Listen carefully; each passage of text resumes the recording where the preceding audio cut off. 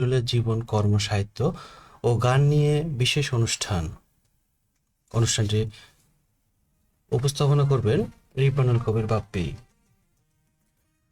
প্রিয় শ্রোতা বন্ধুরা, আন্তরিক শুভেচ্ছা ও অভিনন্দন। বাংলাদেশ বেতার বান্দরবানের পক্ষ থেকে আপনাদের সবাইকে জানাই আন্তরিক স্বাগতম।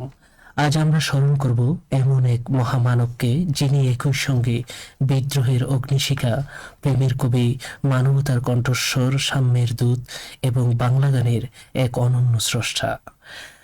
তিনি আমাদের জাতীয় কবি কাজী নজরুল ইসলাম। বাংলা সাহিত্য, সংস্কৃতি ও সঙ্গীতের আকাশে চিরভাস্বর এক মহাজ্যোতির্ময় নক্ষত্র। আমাদের জাতীয় কবি কাজী নজরুল ইসলামকে নিয়ে ধারাবাহিক বিশেষ অনুষ্ঠান চির উন্নতম শিরের আজকের পর্বে আপনাদের সঙ্গে আছি আমি রিব্বানুল কবির ও মোহাম্মদ নাজিমুদ্দিন। নজরুল কেবল একজন কবি নন, তিনি বিদ্রোহের দীপ্ত উচ্চারণ, সাম্যের অমর আহ্বান, মানবতার মুক্তির অগ্রদূত এবং প্রেম মানবতার অনন্য শিল্পী। তার কলমের যেমন অন্যায়ের বিরুদ্ধে বজ্রকণ্ঠ ধ্বনিত হয়েছে, তেমনি প্রস্ফুটিত হয়েছে অসাম্প্রদায়িকতা, সম্প্রীতি ও মানব কল্যাণের চিরন্তন বাণী। চির অন্যতম মসির এই অমর উচ্চারণের চেতনাকে ধারণ করেই আমাদের এই বিশেষ আয়োজন। ধারাবাহিক এই অনুষ্ঠানে আমরা তুলে ধরব নজরুল জীবন, কর্ম, সাহিত্য, সঙ্গীত, দর্শন এবং তার অসামান্য অবদান। আজকের পর্বে থাকছে কথিকা।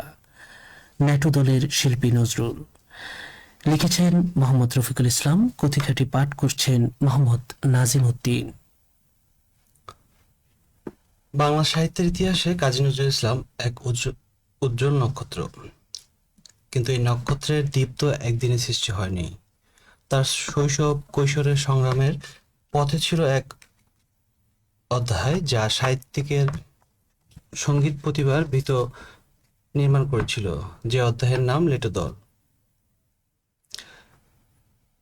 এই লোকনাট্যের প্রাণময় পরিবেশে গড়ে উঠেছিল ভবিষ্যতের বিদ্রোহী কবি, সুরস্রষ্টা এবং মানবতার কণ্ঠস্বর।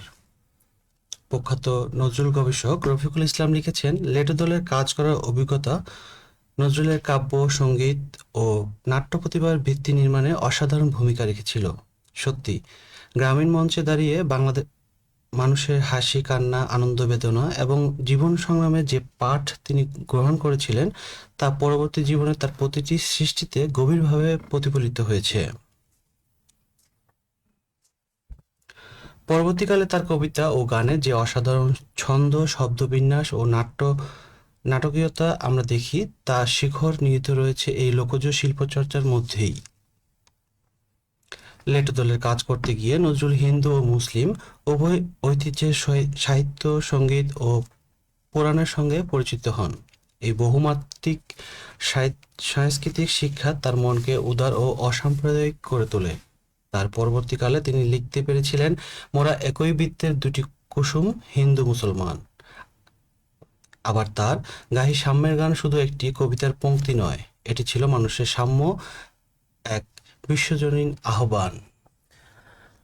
প্রিয় শ্রোতা বন্ধুরা, আজও নজরুল আমাদের শেখান অন্যায়ের বিরুদ্ধে প্রতিবাদ করতে, সাম্যের পক্ষে দাঁড়াতে, মানবতাকে ভালোবাসতে এবং অসাম্প্রদায়িক চেতনায় সমাজ গড়তে। তার সাহিত্য ও সঙ্গীত কেবল বাংলা ভাষার সম্পদ নয়, বিশ্ব মানবতার এক অমূল্য ঐতিহ্য। শ্রোতা বন্ধুরা, আগামীকাল একই সময়ে চির উন্নত মানসির অনুষ্ঠানের পরবর্তী পর্বে আবারও উপস্থিত হব। সেদিন আমরা জাতীয় কবি কাজী নজরুল ইসলামের জীবন ও সৃষ্টির আরেকটি গুরুত্বপূর্ণ অধ্যায় নিয়ে আপনাদের সঙ্গে কথা বলবো। তাই বাংলাদেশ বেতার বান্দরবানের সঙ্গে থাকুন। বিদায়ের আগে জানিয়ে দিচ্ছি, আজকের অনুষ্ঠানের উপস্থাপনায় ছিলাম রিব্বানুল কবির, অনুষ্ঠান তত্ত্বাবধানে ও সার্বিক নির্দেশনায় ছিলেন মোহাম্মদ রফিকুল ইসলাম। চির উন্নতম শির অনুষ্ঠান প্রযোজনা করেছেন জ্যোতির্ময় গোলদার। সবাই